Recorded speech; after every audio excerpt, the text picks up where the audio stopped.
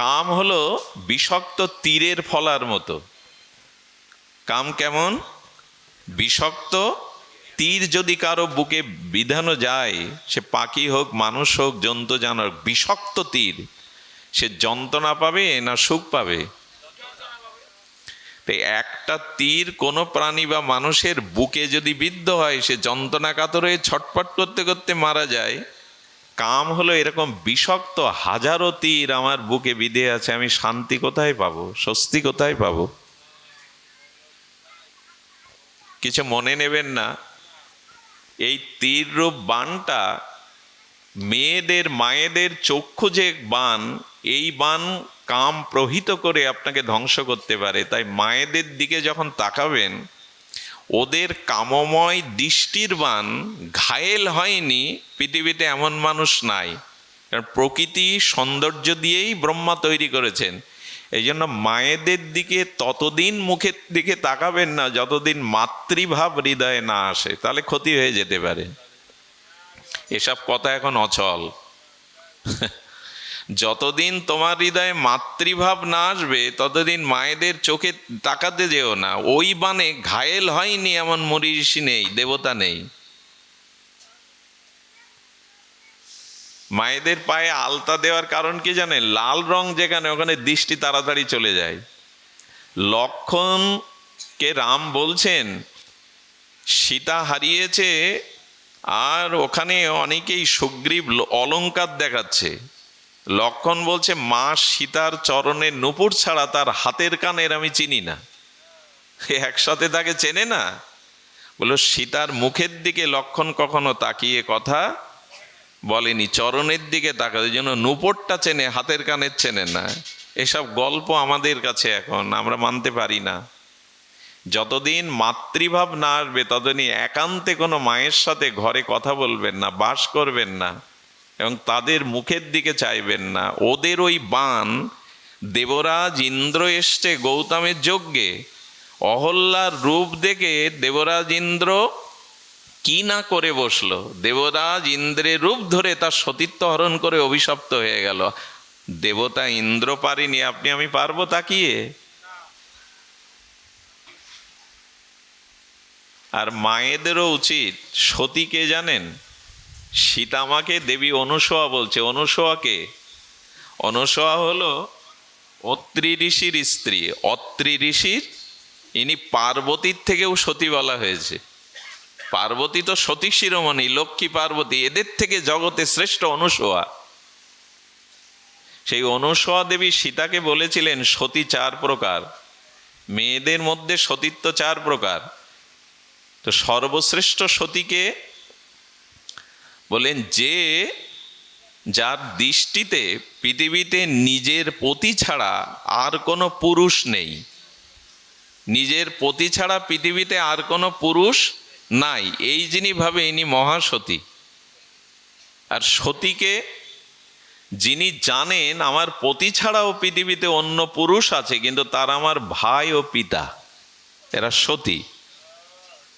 3য় number সতী কারা? যারা জানে যে আমার পতি পুরুষ আর জগতে অনেক সুদর্শন পুরুষ আছে, সুন্দর পুরুষ আছে, তো তাদের মন মাঝে মাঝে এই স্বামীর থেকে ওই পুরুষে চলে যায়, কিন্তু ব্যপ্ত করতে পারে না। তার কাছে সব ছেড়ে ধর্মের ভয়ে যেতে পারে না। এরা 3য় নাম্বারের সতী। ধর্মের ভয়ে ওরা তাকে জানাতে পারে না মনের কথাটা, অবশ্য মনে মনে তার স্মৃতি আঁকতে থাকে। এরা 3য় নাম্বারের সতী। 4র্থ কারা? যারা মন দিয়ে বসে, তাকে জানাই যে আমি তোমাকে পছন্দ করি, অথচ ধর্মের ভয়ে, সংসার ভাঙার ভয়ে তারা সংসার ছেড়ে চলে যায়। এরা 4র্থ নাম্বারের সতী। অনুসয়া বলছেন সতীর সংখ্যা জগতে যত কমবে, বসুন্ধরা তত শস্য, ফসল এবং জগতের কল্যাণ থেকে জীব বঞ্চিত হবে। একজন সতী যদি কোনো মাটিতে দাঁড়িয়ে থাকে, ওই মাটিটা ধ্বংস করার ক্ষমতা ভগবানেরও নেই।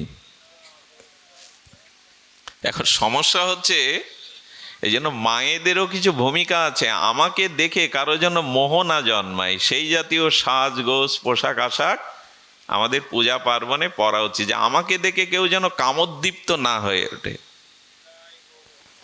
কিন্তু কষ্ট কি জানেন, খুব বুকে কষ্ট নিয়েই বলতে হয়, নখ কারো সুন্দর হতে পারে?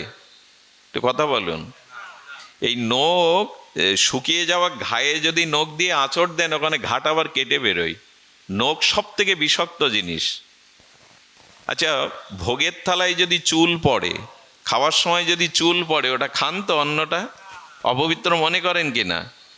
কিন্তু এখন বিশেষ করে মায়েরা, যুবক ছেলেরা, যুবতীরা চুলকেই একটা সৌন্দর্যের ফ্যাশন করে নিয়েছে। চুল কাটা বলুন, ডিজাইন বলুন, রং করা বলুন, চুল সৌন্দর্য হতে পারে।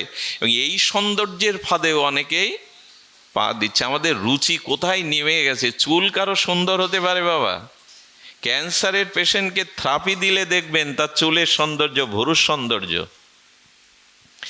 নখ, যেটাকে রাক্ষসী সভ্যতা বলে, সেটাওকে এখন সৌন্দর্যের প্রতীক বানানো হচ্ছে। জীবের রুচি কোথায় নেমে গেছে? নখ চুল সুন্দর হতে পারে, ওই দিয়ে মানুষকে আকর্ষণ করা যেতে পারে। আর একটা সৌন্দর্য এখন জগতে প্রকাশ হয়েছে, 3 ঘন্টার সৌন্দর্য, সারা জীবনের না। এসব কথা বলতে ইচ্ছা করে না, কিন্তু এই বলা ছাড়া খুব উপরে উঠলে আমরা ধপাস করে নিচে পড়ে যাব। আমরা সব নিচে পড়ারই লোক, অত উপরে উঠলে তাড়াতাড়ি পড়ে যাব। কেমন জানেন? 10 তলায় উঠবেন আপনি, সিঁড়ি লাগে কিনা? যাদের সিঁড়ির শক্তি নেই তাদের কি লাগে? লিফট লাগে। যারা দাঁড়াতে পারে না তাদের হুইল চেয়ার লাগে। গা কাঁপছে বিদায় আর একজনকে কাঁধে ভরে 10 তলায় উঠতে হয়, কিন্তু 10 তলা থেকে পড়ে মরতে সহযোগিতা লাগে? কারো লাগে? এর মানে কি বোঝানো হচ্ছে? পতন হতে কারো সহযোগিতার দরকার নেই। এক মুহূর্তে পতন হতে পারো, কিন্তু উপরে ওঠা খুব কঠিন, খুব কঠিন। আমাকে সাধু ভেবে প্রণাম করবেন, আরতি করবেন, আমাকে কত উঁচুই হতে হবে। আমি এই ব্যাস আসনে বসে, ব্যাসপীঠে বসে আপনাদের উপদেশ দিচ্ছি, আমার চরিত্র কত উদ্যমী হতে হবে। ওপরে ওঠা। আচ্ছা, বিউটি পার্লারে 3-4 ঘন্টা থাকে ওই সৌন্দর্য, তারপর আর ভেতরের সৌন্দর্য জাগানো উচিত, সেটাই আমরা এখন বলছি। তাহলে কামের সাথে কিসের তুলনা হলো? বিষাক্ত তীর। ক্রোধের সাথে কি তুলনা করেছেন গোস্বামী? ক্রোধ হলো অন্ধকার। ক্রোধ হলো অন্ধকার, আবার ক্রোধ মানে আগুন। দুটো বিশেষণ দিয়েছেন। ক্রোধ হলো অগ্নি আর ক্রোধ হলো অন্ধকার। আচ্ছা, এই ঘরে, এই যে বাবাদের ঘরে এখন কারেন্ট অফ হয়ে গেল, কোনো আলো নেই। আমাকে বলা হচ্ছে যে আপনি বাথরুমে যাবেন কি ঘরে যাবেন? আমি হোঁচট খাবো কি না, আঘাত পাবো কি না? এমনকি যাদের ঘর আলো না থাকলে তারাও হোঁচট খাবে। কাম, ক্রোধ কি করে? যার মধ্যে ক্রোধ জেগে ওঠে সে প্রতি বাঁকে বাঁকে প্রতি মুহূর্তে আঘাত পেতে থাকে। অন্ধকারে চলাটা যেমন বারবার পতন হতে হয়, আঘাত আসে, তেমনি ক্রোধ যার ভিতরে জেগে যায় তার ভিতরে জ্ঞান কাজ করে না। আর জ্ঞান কাজ না করলে সেখানে অজ্ঞান আসে। অজ্ঞান মানে অন্ধকার, বারবার সে হোঁচট খায়, বারবার সে আঘাতগ্রস্ত হয়। এদেরকে চিনুন। সাধন ভজনের গোড়ার কথা হলো এই কাম, ক্রোধ, লোভ, এদেরকে জানা, এদেরকে প্রতিহত করা। এই প্রশ্নই এখানে করেছেন, মায়ামোহ নিরাসচ্চ বৈষ্ণব ক্রিয়াতে কথম। হে মুনি, আপনি বলুন এই মায়ামোহ থেকে যে কাম, ক্রোধ জীবের, এর থেকে বৈষ্ণবগণ, জীবগণ কি করে নিষ্কৃতি পাবে, সে কথাই বলা হচ্ছে। দেখুন, আজকাল ভাগবত মানে মিউজিক, গান বাজনার কিছু কাহিনী। ভাগবত এরকম না। ভাগবত দার্শনিক শাস্ত্র। ভাগবত হলো দার্শনিক শাস্ত্র, সর্ববেদান্তের সার। ভাগবত শুধু কাহিনী না। এই শব্দগুলো খুব ধ্যান দিতে হবে। তাহলে ক্রোধকে কি বললাম আমরা? অন্ধকার। অন্ধকারে চলতে গেলে নিজের ঘরেও হোঁচট খেয়ে পড়তে হবে। তেমন ক্রোধী ব্যক্তি প্রতি মুহূর্তে জীবনে আঘাত পেতে থাকে, শেষ হতে থাকে। ক্রোধ আগে নিজেকে শেষ করে, তারপরে অন্যকে শেষ করে। ক্রোধ মানে আগুন। ক্রোধ মানে আগুনটা উনানে জ্বলছে রান্নার জন্য, ওই উনানের মধ্যে আগুন সীমাবদ্ধ রাখুন। যদি বাইরে ছড়িয়ে দেন মুহূর্তে আপনি আর ঘর সব পুড়বে। ক্রোধ যদি আপনার নিয়ন্ত্রণ না থাকে, আপনি পড়বেন আর আশেপাশে যারা আছে ওরাও পড়বে। ক্রোধ হলো অন্ধকার। তা তো কাম ক্রোধ লোভ প্রবল খল, তুলসীদাস বলছে এরা খল এবং প্রবল শক্তিধারী। প্রবল শক্তিধারী। আচ্ছা, এবার বলি লোভ। লোভের স্বরূপ কি? লোভ কি করে? কামক্রোধ লোভ কি করে? অন্ধকার বললাম আমরা, আগুন বললাম ক্রোধকে, আর বিষাক্ত তীরের ফলা বললাম কামকে। লোভ কাকে বলা হয়? লোভ গলার ফাঁসি। হঠাৎ একজন ছেলে মনে করলো, আচ্ছা মানুষ গলায় দড়ি দেয় কি করে, একটু দেখি তো। দড়িটা দিতে গেছে কিন্তু মরতে চায়নি, কিভাবে পেস্টটা দেয়, যেই ফাঁস লেগে গেছে আরও ছাড়াতে। তেমনি লোভ একবার যদি পেয়ে বসে আপনার, লোভ হলো ফাঁসির ফাঁসের মতো। একবার গলা এটকে গেলে ওর থেকে আর, ওতেই তো ডুবে মরলাম আমরা, সব শেষ হয়ে গেল এই তিনটে জিনিস। সারা পৃথিবী এখন ধ্বংসের সম্মুখে। এই যে পৃথিবীতে লোকক্ষয় হচ্ছে, যুদ্ধ হচ্ছে, রক্তক্ষয় হচ্ছে, এর মূলে এই তিনটে জিনিস। যেখানে যত দ্বন্দ্ব, সংঘাত, ধ্বংস, তার মূলে লিখে নেন কাম ক্রোধ আর লোভ। অমুকের তেল আমার চাই, অমুকের রাজ্য আমার চাই। সাধু সমাজে বলুন, মানব সমাজে বলুন, পরিবারে বলুন, এই কাম ক্রোধ যেখানে আছে তাদের ধ্বংসের জন্য আর অন্যকে ডাকা লাগবে না। তো এই জন্য বলছেন বৈষ্ণব ক্রিয়াতে কথম, হে সুতমণি আপনি বলুন এদের হাত থেকে জীব কি করে মুক্তি। এইবার মুক্তির কথা বলি। দোষের কথা তো ভালো লাগে না, গুণের কথাই বলতে হয়। কিন্তু অন্ধকার না হলে আবার আলোর প্রকাশ ঠিক ঠিক, অন্ধকারের পাশেই আলোকে রাখতে হয়, তাহলে আলোর মানানসই। তো আমরা অন্ধকারটা জানলাম, এবার আলো জানি। ওই মা ঘুমাচ্ছে, ডেকে দাও। জয় রাধে। ঘুমায় না, এখনই যদি ঘুমাও তো জাগবে কবে? একটু যদি এগিয়ে আসতে পারেন, পেছনে অনেক ভক্ত বসে কষ্ট হচ্ছে, একটু কৃপা করে। আর একটু অরুণদা, আপনারা একটু এগিয়ে আসুন। জয় শ্রী রাধে। এদের থেকে মুক্তির উপায় শুনুন, খুব মার্মিক কথা, ধ্যান দিয়ে শুনুন। আচ্ছা, তিনজন আর তিনজনকে আমরা সামনে রেখেছি, কাম ক্রোধ লোভ আর জ্ঞান ভক্তি বৈরাগ্য। তিনজন তিনজন মারামারি করলে জিতবে কারা? এ দলে তিনজন, এ দলে তিনজন, কারা জিতবে? জিতবে যাদের শক্তি বেশি, নাকি? একটা জিনিস মাঝখানে রয়েছে, ধরুন সেই সমুদ্র মন্থন, আর তিনজন এদিকে তিনজন এদিকে, জিতবে কারা? যাদের গায়ে কৌশল বা শক্তি বেশি। শক্তির সাথে কৌশলও দরকার।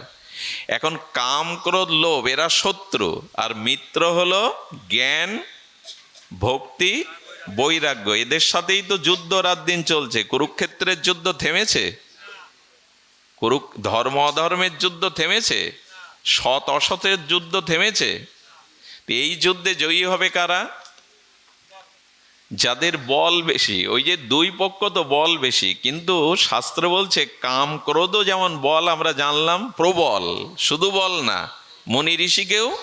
এই জন্য এদের শত্রুকে যারা ক্ষুদ্রভাবে, এরা শত্রুর দ্বারা শেষ হয়।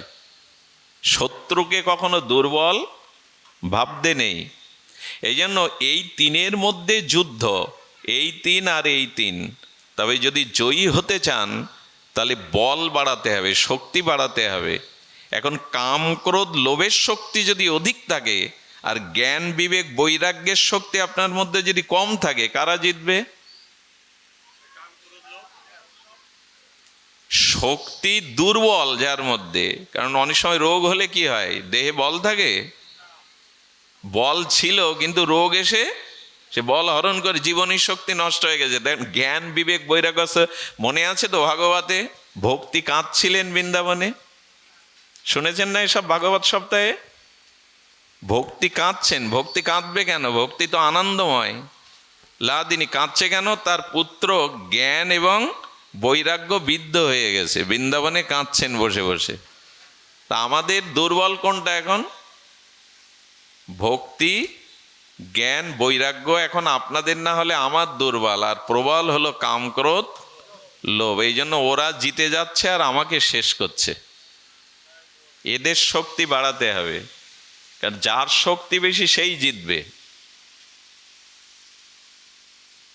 এখন এই শক্তিটা কি করে বাড়াতে হবে শুনুন। জ্ঞান, বিবেক, বৈরাগ্য কি করে জাগবে, আর এরা ওদেরকে কি করে পরাস্ত করবে। আর এই মোহ মায়া এলো কোথা থেকে? এত দার্শনিক কথা না, মানে হৃদয়ে লিখে রাখি। দেখুন এই লোহাটা, এতে আগুন আছে কি? এই লোহার শলাকাটা, কিন্তু একে 1 ঘন্টা 2 ঘন্টা জ্বলন্ত অগ্নির মধ্যে তদাত্ম করেন, রেখে দিন, তারপরে তুলুন। এর মধ্যে কি প্রবেশ করবে? ছিল কি আগে? আচ্ছা, জলের ধর্ম কি? শীতলতা। জল হলো শীতল, কিন্তু জলকে তপ্ত কড়াইতে, পাত্রে অনেকক্ষণ আগুন দিয়ে বা গ্যাস দিয়ে ফোটালেন, জল শীতল হলো কি? তাপ ওর মধ্যে চলে গেল, তখন ওই জলটাই কারো গায়ে দিলে পুড়ে মরবে, আগুনের কাজ করবে। অথচ জলের ধর্ম শীতলতা। খুব ধ্যান দিন। তেমনি আমাদের এই শরীরটা হলো জড়, শরীরটা হলো জড়, আর আত্মা হলো চিন্ময়। এতে আগুন ছিল না, আগুনে প্রবেশ করানোর পরে ধীরে ধীরে এর মধ্যে আগুন প্রবেশ করেছে। তেমন আমার এই শরীরটা জড়, মাটি, জল, আগুন, এইগুলি। কিন্তু এর মধ্যে যেমন আগুন প্রবেশ করে, জলের মধ্যে যেমন আগুন প্রবেশ করে, জলটা অগ্নিময়, তাপময় হয়ে গেছে, তেমনি আমাদের এই জড় শরীরের মধ্যে আত্মার অনুপ্রবেশ ঘটেছে। আত্মা, বোঝাতে পারলাম কি? জলের মধ্যে তাপ দেওয়ায় জলটাই শীতল ধর্ম, কিন্তু অগ্নিময় হয়ে গেছে। তেমন আমাদের শরীরটা জড়, জড় মানে চেতনা নেই, এর মধ্যে আত্মার প্রবেশ ঘটেছে। আত্মার প্রবেশ ঘটাতে এই জড় বস্তুটাও চিত এবং জড় একসাথে মিশে গেছে। কি করে বোঝায় বলুন তো? এই দেহ এবং আত্মা, এই দুটি তো দেহটা জড় আর আত্মা চেতন, চিত। তো এই আত্মাতেই আনন্দ আছে, দেহের কোনো অংশে আনন্দ নাই। একটা প্রমাণ দেই, কঠিন কথা কিন্তু সহজ করে বুঝতে হবে। আমি মারা গেলাম, কি আমার সুন্দরী রমণী স্ত্রী কারো মারা গেল, সেই স্ত্রীর নখ থেকে চুল অবধি সব আছে সাজানো, এক্ষুনি মারা গেছে, ওর কাছ থেকে আর কোনো আমরা সেবা, সুখ, শান্তি পাবো? কিন্তু ওর নেই কি? ওর নখ থেকে সাজানো গোছানো চুল পর্যন্ত সেই শুয়ে আছে। এখন কোনো স্বামীকে যদি বলা হয় ওর নখ থেকে চুল অবধি ও সেই তোমার স্ত্রী, আজকের রাতটাকে 1-2 দিন তুমি তোমার ঘরে তোমার শয্যায় ওকে রাখো।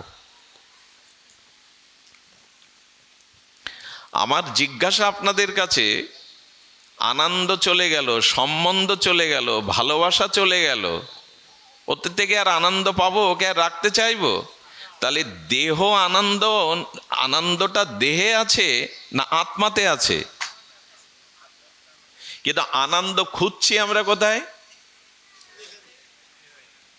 ভুলটা আমাদের, অভিশাপটা আমাদের এইখানেই। যদি বলেন দেহে আনন্দ নাই, আছে, এর মধ্যে আগুন নাই, কিন্তু এর মধ্যে ঢুকলে কেন? আগুনের মধ্যে রাখা হয়েছিল তাই। তেমনি আত্মাটা দেহের মধ্যে প্রবেশ করাতে আত্মা সচ্চিদ আনন্দময়, চিন্ময়, ওই ঢুকেছে বিদায় কিছুটা চোখে মুখে রসে আনন্দ পাচ্ছে, কিন্তু ওই আনন্দটা দেহের না, আত্মার। আচ্ছা লক্ষ্য করুন তো, জলটা তাপ দিয়ে অগ্নি হয়ে গেল, মানে তাপ হয়ে গেল, ওইটা কতক্ষণ থাকবে? জাল বন্ধ করে দিলে আবার শীতল হবে কিনা জলটা? ওর ধর্মেও ফিরে আসবে কিনা? আগুনটা থেকে তুলে নিলেন, আগুন আর জলকে আর তাপ দিচ্ছেন না, আগুন বন্ধ করে দিলেন, জলটা আবার শীতলতায় ফিরে আসবে কিনা?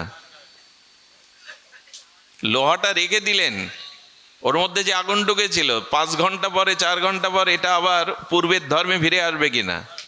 ঠিক তদুপরি আমাদের মধ্যে আত্মা আছে, তাই আনন্দটা কিঞ্চিত দেহের মধ্যে প্রবেশ করেছে, কিন্তু দেহেতে আনন্দ নাই, সেটা আত্মা চলে গেলে আমরা বুঝি। তখন আর কেউ কারো প্রিয় থাকে না, তাকে পুড়িয়ে দেওয়ার ব্যবস্থা করি তাড়াতাড়ি। আচ্ছা, একটা শিশুপুত্র মারা গেল, মেডিসিন দিয়ে ওকে 500 বছর কাছের ঘরে রাখা যায়, নষ্ট হবে না, রাখে না কেন মানুষ? কারণ ও আর বাড়বে না, বাবা মা বলে ডাকবে না, ও আর যুবক হবে না, কিশোর হবে না, সংসার করতে পারবে না, ওই থেকে যাবে কাছের ঘরের মধ্যে, বরঞ্চ ওকে দেখলে আরো দুঃখ বাড়বে, এই জন্য তো মানুষ রাখে না। তাহলে আনন্দ, এক কথায় আমরা সহজ করে বুঝি, আনন্দ শরীরে না আত্মায়? এটা আমরা আনন্দ কোথায় খুঁজি, আত্মাতে না শরীরে? এটা আমাদের মোহ না জ্ঞান? এইখানেই কুড়াল মারুন। যদি মারতে পারেন গুরুদেবের কৃপায়, তবে জানলেন আপনি সঠিক পথে উঠেছেন, নালে আপনি আমি ভুল পথেরই যাত্রী। দেহ সুখ যাদের আছে, এরা কখনো পরমাত্মার সুখ, ভগবত সুখ পেতে পারে না। দেহাবেশ যাদের আছে, পরমাত্মাতে যাদের আবেশ নেই ভগবান, এরা এখনো পশু স্তরে। তবে বলবো, বিশ্বামিত্র মুনি 5000 বছর তপস্যা করছেন। কয় হাজার বছর? খুব কম সময় কি? আর সে তপস্যা শুকনো গাছের পাতাকে বায়ু ভক্ষণ করে ঊর্ধ্বপদে হেড মুন্ডে 5000 বছর। এই তপস্যার দ্বারা উনি এমন শক্তি অর্জন করেছিলেন যে আলাদা একটা স্বাতন্ত্র স্বর্গ করে দিয়েছিলেন ওনার এক শিষ্যের। আপনি বড় বিল্ডিং বাড়ি করতে পারবেন, স্বর্গ তৈরি করতে পারবেন? উনি পারতেন। এত বড় তপস্বীর সামনে মেনকা এলো। কে এলো? স্বর্গের অশ্বরী মেনকা। আর তাতেই বিশ্বামিত্রের 5000 বছরের কঠোর তপস্যা, বায়ু শুকনো পাতা ভক্ষণ করেও তপস্যা চলে গেল, শকুন্তলার জন্ম হলো। তপস্যা রাখতে পারলেন না। এরা কত প্রবল, কাম কত প্রবল! এই হিসাব আছে আমাদের কাছে? হিসাব যদি করে চলতাম, জীবনের এই দশা হতো না। বিশ্বামিত্রের মুনি 5000 বছর কঠোর তপস্যা করে মেনকাকে সামনে দেখে শকুন্তলার জন্ম দিয়ে দিল। আচ্ছা, আরো দৃষ্টান্ত নিন। উনি 5000 বছর, আর একজন জলের তলে 10,000 বছর তপস্যা করেছেন। এনার নাম কি? সৌভরী ঋষি। কোথায়? বৃন্দাবনে কালীয় হ্রদের নিচে। 10,000 বছর জলের তলে জপ ধ্যান করা যায় তো? বলে গাল গল্প দিচ্ছ কেন? ভগবতে গল্প না, জল স্তম্ভন বিদ্যার দ্বারা জলে বাস করা যায়। মাছগুলো জলের তলে বেঁচে থাকে না? ওরাও তো প্রাণী, ওদেরও তো প্রাণ আছে। তো ঋষিরা বলছেন জল স্তম্ভন একটি বিদ্যা আছে, সেই বিদ্যার দ্বারা জলের মধ্যে বাস করা। জলের মধ্যে কেন লাভলেন? যে এই পৃথিবীতে রং রূপ আছে, শব্দ স্পর্শ গন্ধ আছে, কাম আমাকে টেনে নেবে, তাই জলের তলে ডুব দিয়ে ভজন করলে আর এদিকে মন। তাও 10,000 বছর চোখ বন্ধ করে। এরপরে যেদিন চোখ খুললেন সমাধি থেকে, সেদিন দুটো মাছের রমণ ক্রিয়া দেখেছিলেন। দুটো মাছ রমণ করছে, এই দেখে ওনার কাম জেগে গেল।